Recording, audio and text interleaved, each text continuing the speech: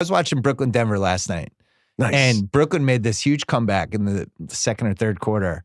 And somebody made a play, and you could see the bench, and they're all jumping up and fist pumping, and like that team really likes each other. That's how the Lakers were last year in the last couple months. I felt like they were all pulling for each other, and now it's a disaster. And everybody made a big deal about the LeBron with the 3 empty seats next to him picture.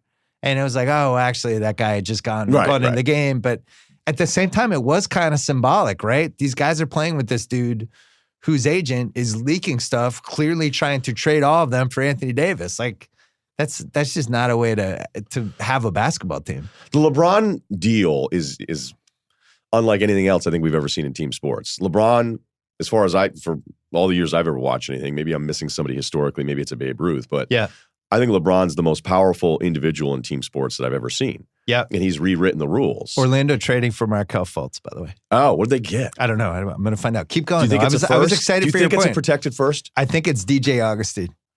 And hopefully and like a second.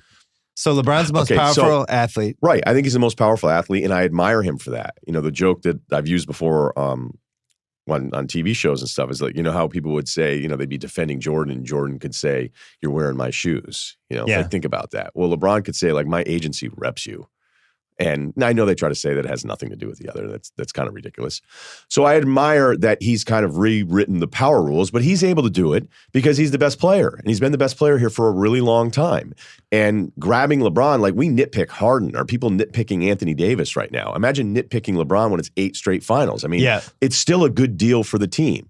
And yes, you're going to have to find a way to concede certain things. The orbit around him is going to be annoying at times. But the one constant, and I'm not saying he's a bad deal, but it's going to get really ugly here towards the end. And I think this could be a preview of it here with the Lakers. But like, I went through it again, every single authoritative thing that he's ever had, whether it's a coach or GM or ownership. Paul Silas, they're a year plus. Jim Paxson, out. And it was because of the Boozer trade. And then we heard from Boozer last year who said, actually, LeBron told me to leave. Yeah. And a lot of people blamed all of these guys for losing Boozer, and that's why LeBron early on had doubts about Cleveland. Mike Brown, he let Brown get fired without telling anybody what he was going to do. Yeah. They bring in Byron Scott, and it's like, oh, it didn't really matter what you did. Right. Like, sorry you fired Mike Brown, anyway. But I was leaving anyway. He gets down there. Oh, Danny Ferry, there were issues. Chris Grant wasn't him. Spo issues early on. Spo was on his way out. Riley. In that first 50, 60 games. Remember? It's like, this guy's overmatched. Yeah. And also like leaks stuff that I don't think LeBron was leaking, but I do think the people around him might have a habit of putting stuff out there to make LeBron look better and other people look worse. That's been a recurring theme this whole decade. Right. So you keep going. Riley. I thought Riley was going to have an aneurysm on that press conference when LeBron decided he was going back to, like, that was real anger. And by the way, one of my favorite moments, non-basketball, basketball moments of the decade, where you have this guy basically like, yeah, this is hard. Sometimes you lose. That doesn't mean we just throw this all away. Like, it doesn't always go your way. You got to stick together. And was basically talking about it in this idealistic way that people don't think that way anymore. It's like, this hasn't gone well. All right, what's next? Swipe right. I'm going to the next team. Right, the next team. So you got Riley. I don't know if Mickey Aronson, that was ever close. The Gilbert thing, I understand his animosity towards Gilbert, but he was still able to get over it enough. Blatt was. They were like, look, I don't think I blame anyone. I mean, Blatt was. It was a bad fit. Stories, yeah, it was a bad fit. And then Lou, I don't even think if he had gone back to Cleveland, I'm not even sure Ty Lue would have stuck around. So as soon as LeBron goes to LA, now what are we hearing? We're hearing that Luke Walton. Well, sucks. You left out a couple.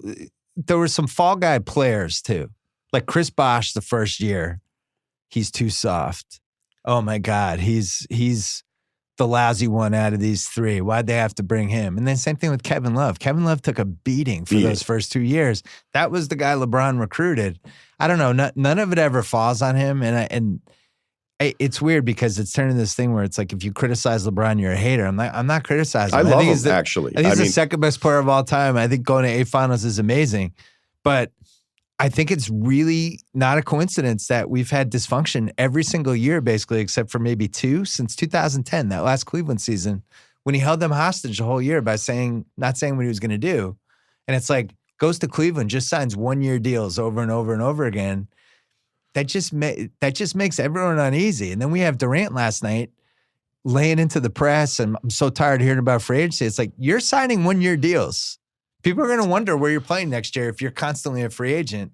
They do this to get attention, I think, and to keep leverage. But you're going to have to answer questions about it. And the other thing about like LeBron's approach and kind of like with the Durant thing, LeBron doing the 1+1s. Yeah. And making sure like they take such pride in not revealing anything. But at some point, I think it's to the detriment of his own goals. Like, you're still in a team sport, and being collaborative with ownership and a general manager is not conceding power. Right. And he's burnt himself sometimes with this. Well, he did it last night. What was the Harrison Barnes Instagram post? It doesn't make any sense. It doesn't make any sense. You get traded at halftime. Right. It's a business. It's like, what are you talking about? You guys have more power than at any point in the history of the league. I'm super sympathetic to, especially the guys in the 50s and 60s and 70s, but those days are over. I'm always going to be pro player versus management. Or even in football. Like football, those guys get chewed up, spit out, replaced by a 6th-round pick. In basketball, they are fairly compensated. They make a ton of money. Yeah, I don't know in kind of the social awareness that's really developed over the last few years, because I think it's media-driven a little bit. This is great. The players are taking control of the league. It's like, is it great? Yeah, because I would say, all right, that's fine. Like, I like that.